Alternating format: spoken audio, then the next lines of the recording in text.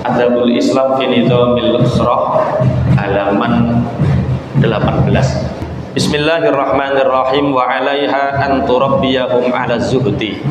Istri yang solehah itu adalah istri yang mendidik anak-anaknya untuk selalu zuhud.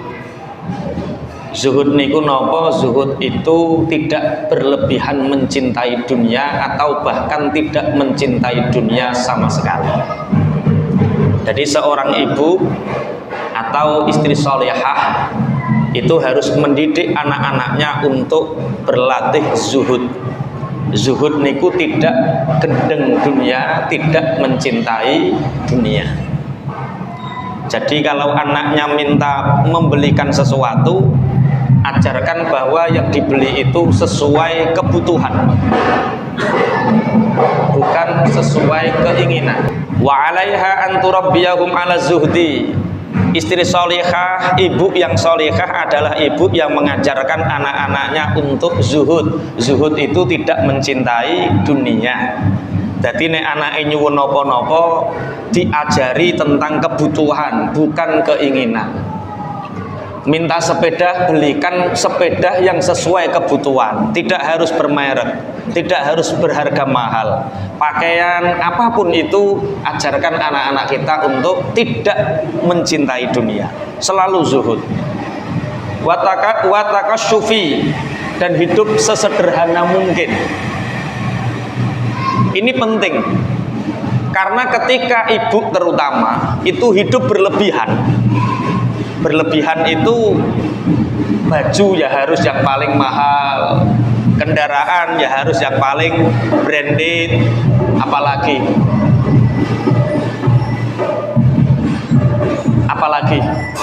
rumah ya harus yang paling mewah, semuanya. Ini mengajarkan kepada anak-anak untuk nanti meniru. Makanya anak-anaknya Nabi Yakub itu ketika Nabi Yakub menjelang usia senja, beliau wasiat kepada anak-anaknya, ma ta'buduna min ba'di. Nah, setelah kematianku nanti apa yang kalian sembah? Yang dipikirkan adalah akidah, yang dipikirkan adalah agama, yang dipikirkan adalah akhirat. Kalau ibu hari ini, bapak-bapak hari ini yang ditanyakan kepada anak-anaknya, ma ta'buduna min ba'di atau ma ta'kuluna min ba'di. Nah, yang kamu makan setelah bapak ibu meninggal apa? Maka orang tua itu mestinya harus lebih khawatir anaknya nyembah siapa daripada anaknya makan apa. Kita bisa melihat anak-anak yang ditinggalkan orang tuanya, mereka ditinggal mati bapak ibunya, mereka tetap bisa makan. Tapi ketika anak tidak bisa dididik dengan agama, maka bisa dijamin anak itu nanti akidahnya bisa tergadaikan. Mereka dilupakan oleh dunia. Makanya ibu yang solehah, istri yang solehah itu mendidik anak-anaknya untuk zuhud dan hidup sederhana. Watajammuli, dan selalu bersabar. Kemarin pun kula aturaken cara mendidik anak. Usia 0 sampai 4 tahun anak itu jadikan sebagai seorang raja. Jadi 0 sampai 4 tahun itu bocah njaluk sak njaluk kudu mbok turuti wong raja. Tapi ketika 4 sampai 8 tahun dia seperti seorang pangeran. Pangeran itu ya kadang dituruti, kadang ya diloroi. Lah, ketika usia 8 tahun kalau sekarang berarti usia kelas 2 MI, 2 SD. Maka sayang dikurangi, perintah ditambah. Kalau 0 sampai 8 banyak sayangnya, perintahnya sedikit-sedikit. Tapi kalau sudah 8 tahun anak seperti tahanan perang. Banyak perintah, sayang dikurangi. Nak sholat, nak ngaji, nak disiplin, nak sing sabar, nak urip yo ngene iki, nak perintah ditambah, sayang dikurangi. Tapi ketika 14 tahun usia murahaqah, anak itu seperti sahabat karib. Sayang dikurangi, perintah dikurangi, tapi banyak diajak bicara dan diskusi. Makanya orang tua itu harus punya keahlian dua agar anak-anak kita tidak kecanduan HP. Satu, keahlian bercerita. Dua, keahlian bermain. Jadi pinter ngejak cerita anake, pinter ngejak dolanan anake.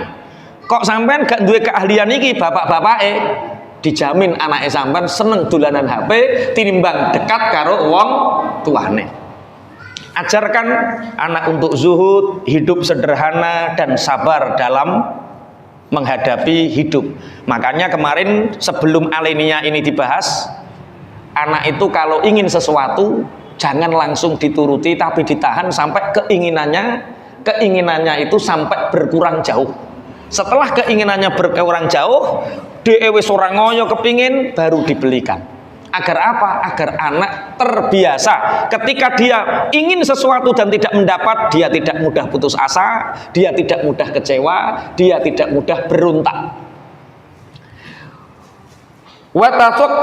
Watusyakifahum. Dan istri yang solehah, ibu yang solehah adalah ibu yang selalu memberi pengetahuan luas terhadap anak-anaknya. Enten sing niki tas sarjana mboten kerja. Duwe bojo sarjana tapi ora kerja, enten. Kathah bejo. Ada seorang wanita yang dididik di pendidikan yang baik sampai sarjana, tapi dia tidak kerja untuk perusahaan, dia tidak kerja untuk instansi. Gak eman-eman Pak sarjana, gunane apa sarjana kok gak kerja? Tugas istri solehah, ibu yang solehah adalah memberi pengetahuan terhadap anak-anaknya. Betapa bangga kita punya ibu yang ibu kita berpengetahuan luas, sarjana. Makanya jenengan jadi ibu rumah tangga, najan sarjana, jadi ibu rumah tangga itu adalah kehormatan yang luar biasa. Perkara napa? Anak jenengan dididik oleh seorang yang sarjana. Enten sing asalnya kerja di instansi gajinya 4 juta, terus dadi bojone sampean, "Dik, ra usah kerja ning instansi, tak gaji 5 juta didik anake sampean." Ada yang seperti itu. Lah klirune sing lanang kadang ora oleh kerja, gajine ilang. Kok rada tersiksa sing lanang ketoke. Maksud kula ngeten, wong lanang yo kudu tanggung jawab. Ar-rijalu qawwamuna 'alan nisa'i bima faddalallah. Banyak teman-teman pengusaha yang setelah ngaji kitab ini, pangapunten, istri saya nggak mau untuk menjadi ibu rumah tangga. Dia lebih milih kerja. Padahal tugas seorang ibu, fitrah seorang ibu, fitrah seorang istri, seorang ibu adalah mendidik anak-anaknya. Makanya jangan kecewa ketika nanti ibunya kerja di luaran sana, pergi jam 5 pagi, pulang jam 6 sore. Anaknya ketika dewasa, ilmu agama tidak ngerti, ilmu umum tidak ngerti, sehingga anaknya menjadi anak durhaka, bahkan di akhirat juga mengirimi siksa untuk kedua orang tuanya. Jangan heran. Lah, tapi wong lanang yo aja kok terus kowe nek dadi bojoku kudu leren. Lah terus piye? Mestinya seperti ini, Dik. Gaji saya itu 1 bulan 5 juta. Terus gajinya sampean berapa, Dik? 3 juta. Ya wis, Dik, sing 3 juta iki gajine sampean, sing 2 juta untuk keperluan sehari-hari. Wis pokoknya kebutuhan 2 juta, Dik, sing 3 juta gantine gajimu. Kira-kira gelem rai napa mboten? Ya kegelemen.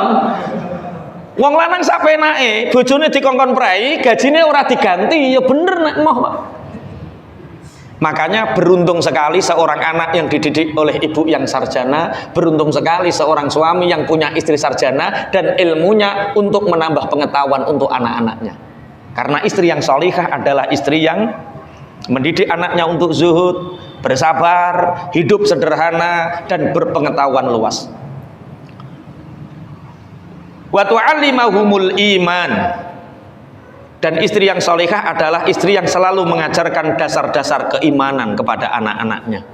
Wa toharoh, dan cara bersesuci. Wal akhlaqu al fadilah, dan mengajarkan akhlak budi pekerti yang baik. Tuhabbibu ilaihimul khaira wa tubaghidu ilaihimus syarra. Istri yang solehah dengan mengajarkan akhlak, iman, toharoh, mengajarkan akhlak yang baik, sehingga menjadikan anak-anak mereka ini menjadi anak yang mencintai kebaikan dan membenci keburukan. Lumrahe wong kuwabeh kepingin duwe anak apik. Jenengan nggih ngoten nggih, kepingin duwe anak apik. Ora eneng kepingin, bahkan rampok sekalipun, pencuri sekalipun, pelacur sekalipun, ini mereka punya harapan anaknya menjadi anak yang baik. Wis cung bapak tok sing nyolong, wis cung bapak tok sing nyopet, kowe aja sampai nyopet. Semua kan seperti itu. Tapi itu tidak bisa terjadi kalau seorang istri solihah ini tidak mengajarkan kebaikan kepada anak-anaknya. Apik-apik kondi wong ora ana sing dicontoh. Baik itu butuh percontohan. Anak-anak seperti ini, anak-anak kecil ini, mereka nggak mungkin misuh kalau tidak ada yang ditiru. Mereka nggak mungkin ucapan-ucapannya kotor kalau dia tidak ditiru. Kula niku berusaha sebisa mungkin anak-anak kula niku mboten ngerti pisu-pisuan, sampai tukaran mboten ngerti. Tapi kadang dolan sedina mulai nuki oleh bahasa anyar, Pak. Oleh bahasa kewan, oleh bahasa anyar iki kondi oleh. Oh, ternyata dia melihat yang di luar. Pun. Wa takunu lahum dhillan minar rahmah dhalilan. Istri yang solihah, ibu yang solihah itu akan menjadi pengaup-ngaup kasih sayang, sandaran kasih sayang bagi anak-anaknya. Jadi ibu yang solihah, istri yang solihah niku, nek anaknya mantuk teng dalem, ketika anaknya pulang ke rumah, anaknya itu merasa bahagia. Dia punya sandaran kasih sayang. Tapi ini ada batasan. Nanti di bab-bab akhir ada. Ketika anak-anak kita itu anak laki-laki, maka ketika usia 9, 10 tahun, 10 tahun itu kelas 5 SD, 5 MI. Kalau anak kita laki-laki, dekatkan sama bapaknya. Dengan ibu, menghormati, dengan ibu dekat, tapi harus lebih dekat kepada ayahnya.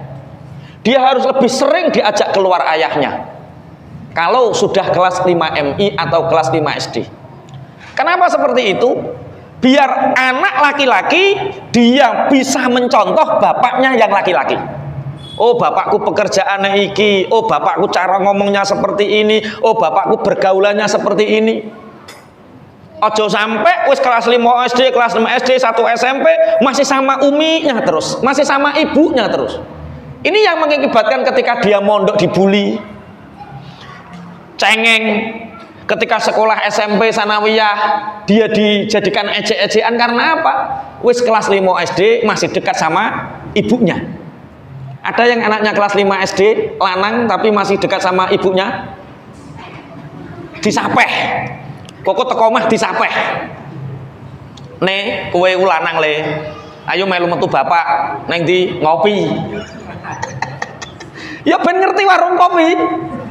Umpama ning sawah ya ben ngerti sawah, umpama bapake gawe pisangin ya gawe pisangin.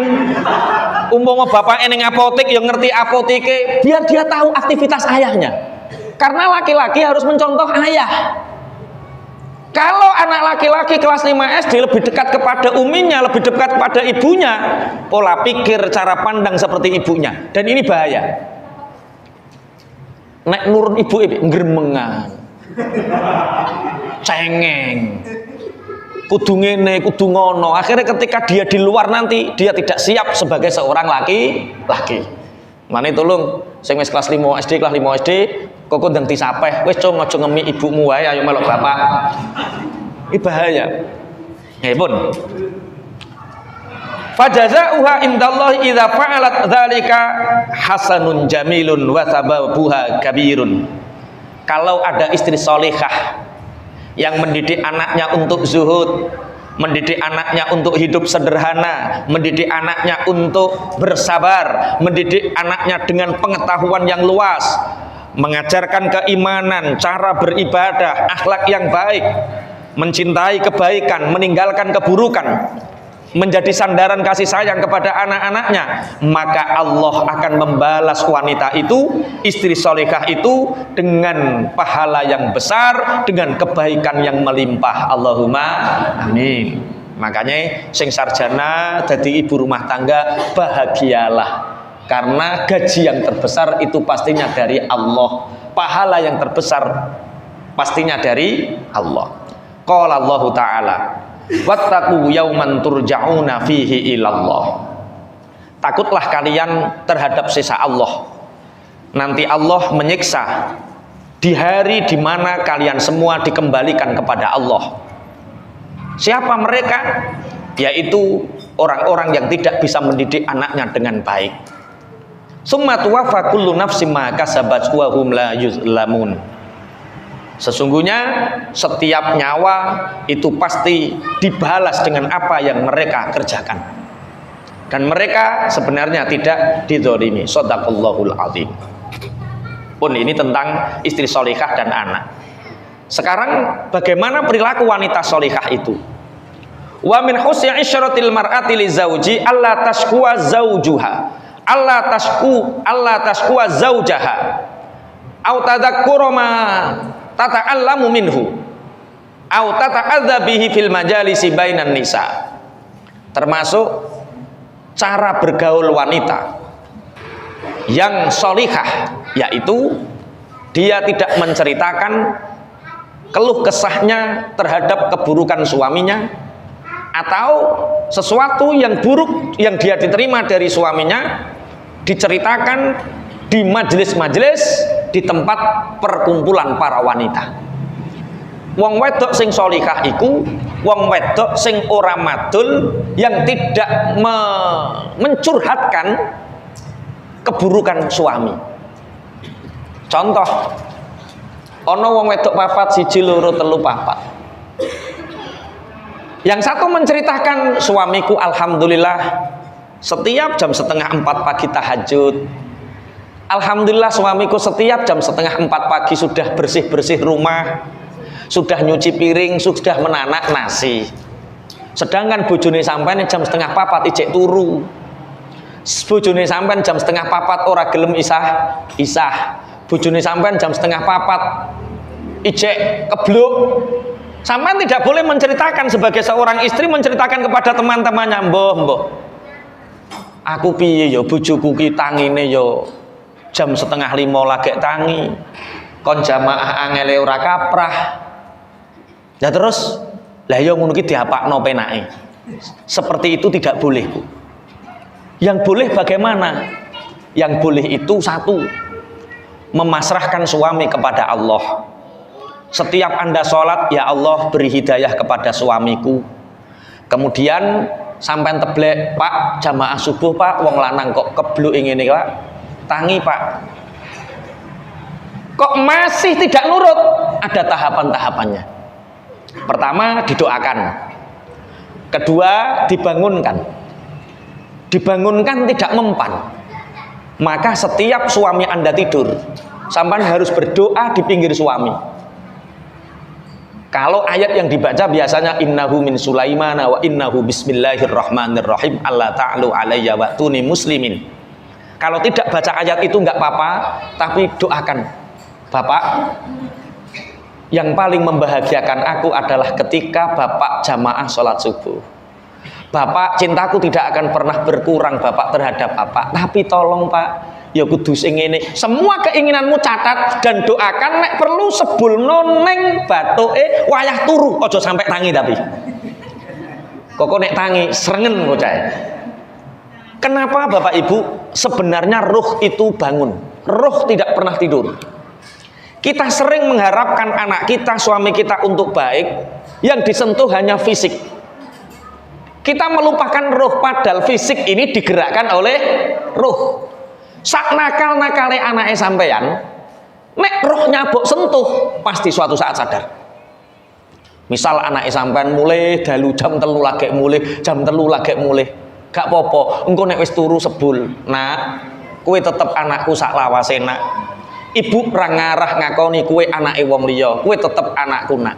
Tapi umpamana sampeyan iku turune jam 10 sore, umpamana awakmu sregep sekolah, umpamana awakmu sregep ngaji, Allah lebih ridho, ibu lebih ridho, bapak lebih ridho, terus sebulno. lihat beberapa minggu ke depan ruhnya akan tergerak. Lah sekarang tidak. Bocah lagi mulai jam 2 bengi kok kampleng pelak fisik. Bojo ora gelem tangi kok obrak-obrak bojo. Wah, ini nggak jadi apa-apa nantinya. Paham nggih maksudnya nggih? Oke, Bu, tolong keeleane bojo lanang aja critakno ning gone wong wedok liya. Nek mbok critakno suami itu badan kita. Kalau suami badan kita, berarti kalau suami punya aib, itu berarti aib kita. Semanten ugi bapak, ibu niki badan kita. Kalau ibu niki badan kita, berarti kalau dia punya aib, dia adalah aib kita. Menceritakan aib pasangan, berarti menceritakan aib kita sendiri. Mbah aku duwe bojo kok medhit ngene iki piye yo penake. Lah engko bengi nek wayah turu luman. Mas. Sentuh rohnya 2 minggu lagi sampean ditawari njaluk apa Dik? Pun kula lajengaken. Bismillahirrahmanirrahim. Tidak menceritakan keburukan suami, tidak menceritakan perilaku buruk suami di depan wanita-wanita yang lain. Qala dawuh sapa Kanjeng Nabi Muhammad sallallahu alaihi wasallam. Inni la ubaghidul mar'ata takhruju min baitiha tajurru dhailaha tashku zaujaha rawahu at-Tabrani bidhafin. Rasulullah sallallahu alaihi wasallam bersabda, sungguh aku membenci wanita yang keluar dari rumahnya dengan pakaian lebarnya, pakaian kesombongannya, kemudian dia menceritakan keburukan suaminya. Makanya kula sering tanglet majelis taklim perempuan seperti ini ladang pahala atau ladang dosa. Sekarang banyak wanita-wanita pergi dari rumah mencari ilmu, itu ladang pahala atau ladang dosa? Yo karek, kadang yo ladang pahala, kadang yo ladang dosa. Mana yang ladang pahala? Yang ladang pahala adalah dia mencari ilmu untuk membuat suaminya ridho, untuk membuat Allah ridho, dan dia tidak menceritakan keburukan rumah tangganya kepada orang lain. Ladang dosa ketika yang disabdakan Rasulullah ini terjadi. Aku paling membenci wanita keluar dari rumahnya dengan pakaian kesombongannya dan dia menceritakan keburukan suaminya di majelisnya. Jadi teko majelis wis ngerumpi. Piye bojomu dik bengi? Alah loyo. Lah solusine takok Cak Hari. Piye? Wong urusan loyo kok diceritakno wong liya. Piye bojomu piye? Alah wis nganggur. Ora ana wong wedok lara kaya aku nasibe. Lah kena apa? Lah ya modele ngoten. Bu, jangan sampai kita keluar dari rumah dengan pakaian kesombongan, seakan-akan kita wanita yang paling hebat, tapi di luar kita menceritakan keburukan suami kita. Empet. Terus kalau dengan sesama wanita tidak boleh curhat, bolehkah curhat dengan laki-laki lain? Yo tambah nemen ora oleh. Kata Cak Hari ada 5 ciri pelakor. Pelakor itu ciri khasnya ada 5. 1, menjual cerita sedihnya.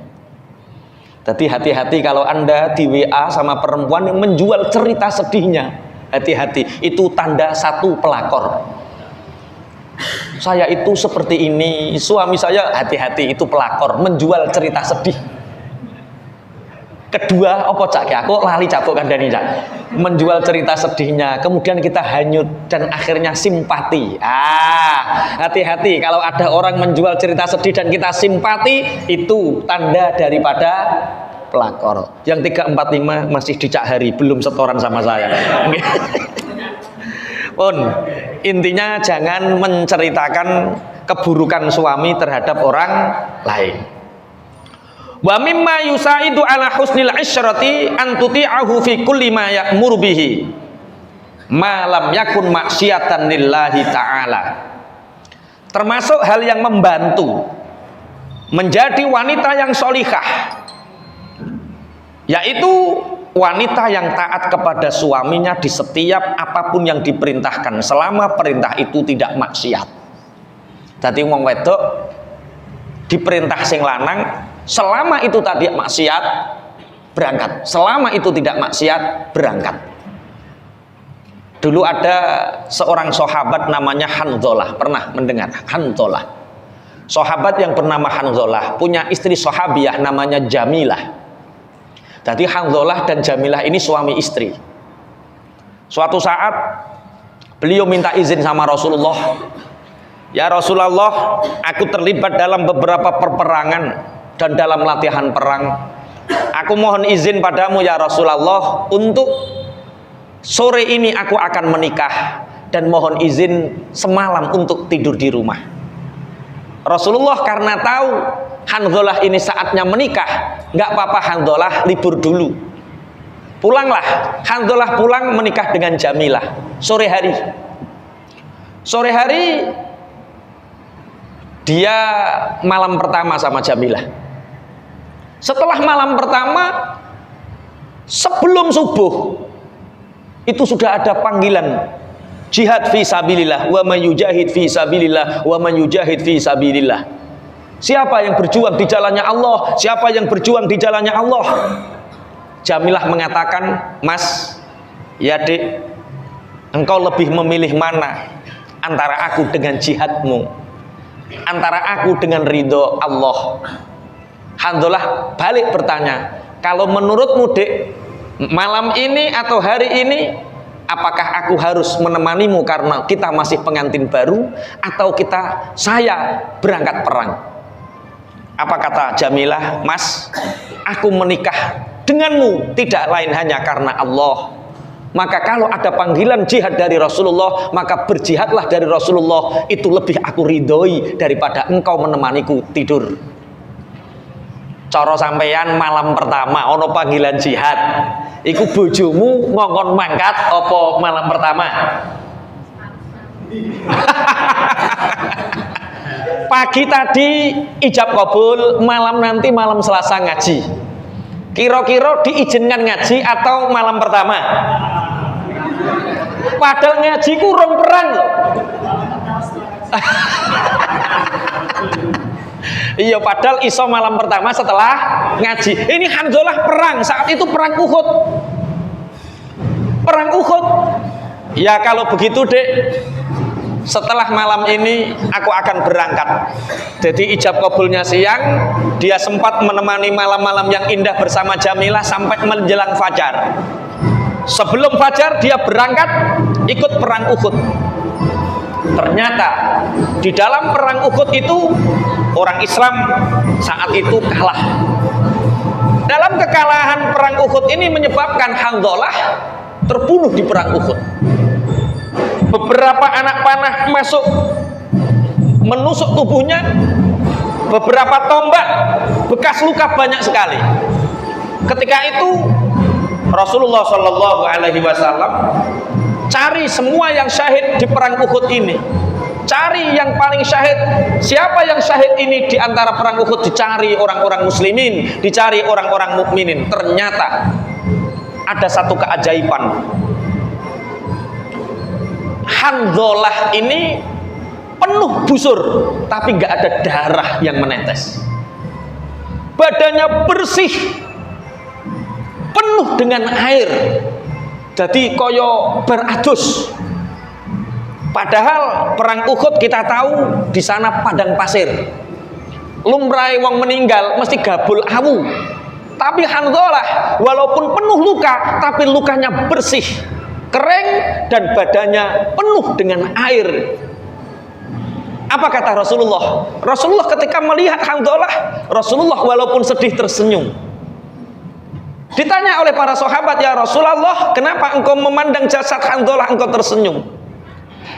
Ternyata Hanzalah sebelum perang iku nyicil dhisik. Yo malam pertama dhisik urung adus wis mangkat. Bareng karo malaikat arep dijabut nyawane, ternyata Hanzalah dalam keadaan junub. Akhirnya Hanzalah wis didusi junub para malaikat, makanya badannya bersih dan penuh dengan air. Makanya Hanzalah punya julukan Ghasilul Malaikah, orang yang syahid dan dimandikan oleh malaikat. Iki dudu mandi mayit lho. Mandi apa? Junub. Mana iso mbok tiru sok nek ape mangkat perang. Oh, enggak, maksudnya Hanzalah itu malam pertama dhisik lagi mangkat perang ngono lho. Bareng kapundhut dalam keadaan junub. Malaikat tahu bahwa Hanzalah, malaikat gak cerita sapa-sapa to, paling sing ngerti rak bojone. Akhirnya para malaikat turun. Dilihat oleh Rasulullah, malaikat ini memandikan junub Hanzalah sehingga Hanzalah badannya bersih, walaupun penuh luka, bersih badannya, penuh dengan air. Insyaallah. Wa mimma yusaidu malam yakun maksiatan lillah. Akhirnya ternyata perintahnya Allah lebih didahulukan, perintahnya Rasulullah lebih didahulukan, taat kepada Allah lebih didahulukan daripada taat kepada makhluk. Ini istri yang solihah.